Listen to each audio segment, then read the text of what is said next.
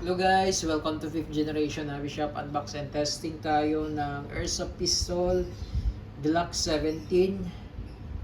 Okay, so ang video na ito para sa kay Sir Kitaro ng Cavite. So this is the Glock 17 Gen 5 Airsoft Pistol. Ayan. So ito po yung brand, WE model Glock 17 Gen 5 all black. Made in Taiwan po siya. Sabay kasama na siyang bala, 0.23 grams, 4,000. May kasama na rin po silicone oil. At may kasama na rin po itong green gas standard power.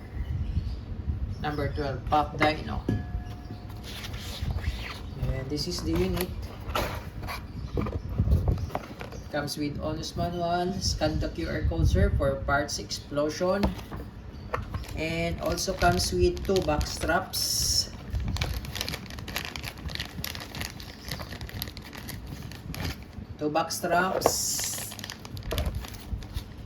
Locking pin, and itong tatlo, ito po sir, ito po ay yung kanyang modular marking plate.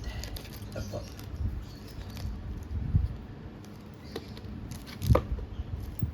Ito yung locking pin, and this is the modular marking plate. Ayan. Ito na kasi yung bagong batch ng Glock 17 Gen 5. So, ito po ay para dito.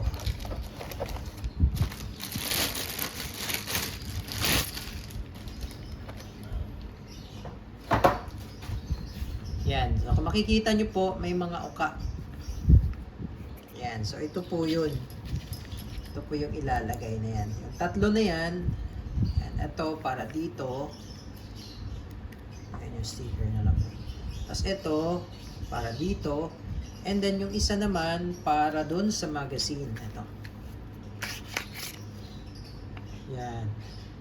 So before kasi yung dating batch ng Wii, especially sa Glock, hindi siya ganito, pero may naka-indicate lang na patent pending. So ngayon kasi, I think yung Wii approve na yung kanilang patent. Yan, meron na siyang may nakalagay po dito sa marking US patent number. Yan, meron na siyang patent number. Yan, CWE. Yan, made in Austria, nakalagay made in Austria, Glock Inc. Yan. So pwede naming ilagay na siya, no? Ilalagay na natin. Sige, ilalagay natin. So, ito na po siya, sir. Nilagay na natin. Nilagay na namin yung marking plate. Ayan. Ayan na siya. Then, sa magazine naman. Ayan. Before kasi wala siyang ganyan. Okay? So, ito yung back plate. Ayan, yung back plate niya. Kung gusto niyo pong lagyan ng back plate. Back strap. Sorry, back plate tuloy. Back strap, yan. So, mas mataba ngayon yung grip niya pag may back strap. Kung gusto niyo pong ilagay yung back strap, kailangan niyo pong alisin itong locking pin. Tatanggalin niyo po yan. Pukpukin niyo lang, then mahuhugot niyo na yan. Tapos, ito po yung ipapalit niyo, yung mas mahaba. Ito mas mahaba. Yan. Yung mas mahabang locking pin, extra niya lang po yan.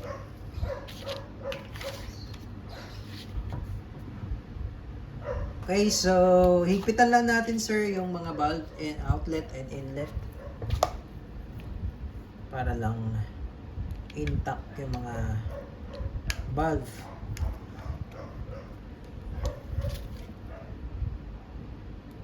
Lulugan ko lang muna para mag-absorb yung oil.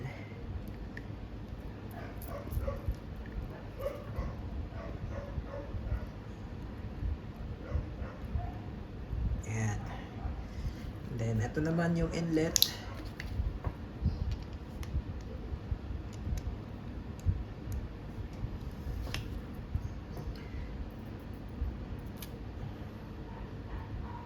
So, ito po, wala pa pong kasamang valve tool, sir. Ito yung valve tool na ginagamit ko. Ginagamit ko lang ito pang higpit dito. So, meron din tayong available na to, sir, kung gusto mo mag-avail. magagamit mo rin kasi ito sa mga valve. Okay? And then, pag ibabalik mo yung base pad, yung spring, baba mo lang. Yan. Okay. And then, itong unit, sir, nababaklas po yung slide niyan. So, kung gusto nyo baklasin, walang magazine po. Then, kasan nyo lang isang beses. Then, itong disassembly latch, magkabilaan po yan. Ibababa nyo po yan. Then, wait. Hindi nababa. Yan. Okay, so yun po yun. Ganun lang po ang pagbabaklas. Ngayon, lalagyan na natin siya ng oil. Kailangan kasi may oil po ito. Pwede rin po yung petroleum jelly kung wala po kayong silicone oil. Halimbawa, naubusan kayo ng silicone oil. Pwede po yung petroleum jelly. Konti lang lalagay nyo dito sa may rail. Ayan. Ayan po. Tapos ang pagbabalik naman po, ito, ipapasok nyo po dito. Dire-diretso lang po. Ito pala sir, take note, huwag nyo pong kakalabitin, huwag nyo pong gagalawin yan. Pag nilagyan nyo po, o binaklas nyo, nilagyan nyo ng oil, huwag nyo pong kakalabitin itong trigger. Pag ibabalik nyo po, ayan.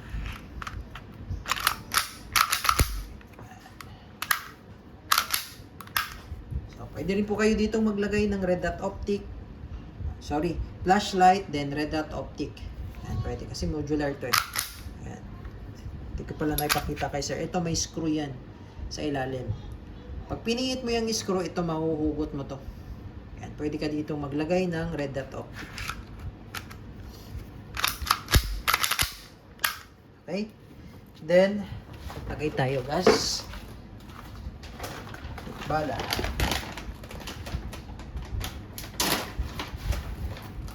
Sir, yung capacity nitong magazine mo is 24. So, pero mas maganda sir, 12 lang or 15 ang ilagay mo para yung spring hindi agad lalambot.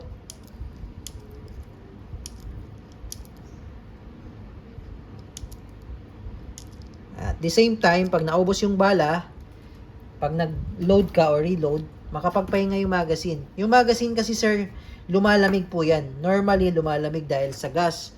Normal po yun. Kaya, pag malamig po ang magazine, humihina ang blowback. So, kailangan lang po natin ipahinga yung magazine. 3 to 5 seconds lang, sir. Inverted position. Ayan.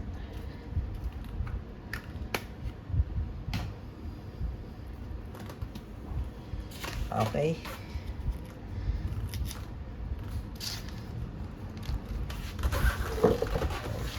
Testing sir. So sa Glock po, medyo lakasan nyo lang sir yung pagsalpak sir kasi pag medyo mahina yan sir, pwedeng malaglag yung magazine. Medyo lakasan nyo lang sir. Okay, Glock 17 Gen 5 Airsoft Pistol WE made in Taiwan. Yan.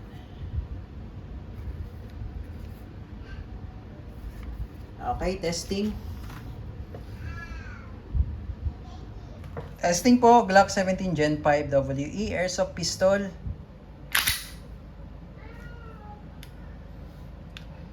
Firing.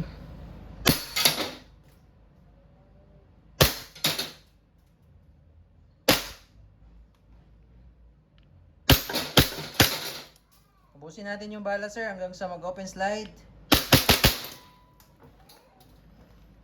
Ayan. So, may tendency po na hindi siya mag-open slide kapag malamig po ang magazine. That's normal po. Tapos ito po, yung barrel niya umaalog talaga yan, sir. That's normal po. Okay? Then, release mag. Hatak mo lang yung slide, then release. Hammer down. All goods na po. Glock 17 Gen 5 WE Airsoft Pistol.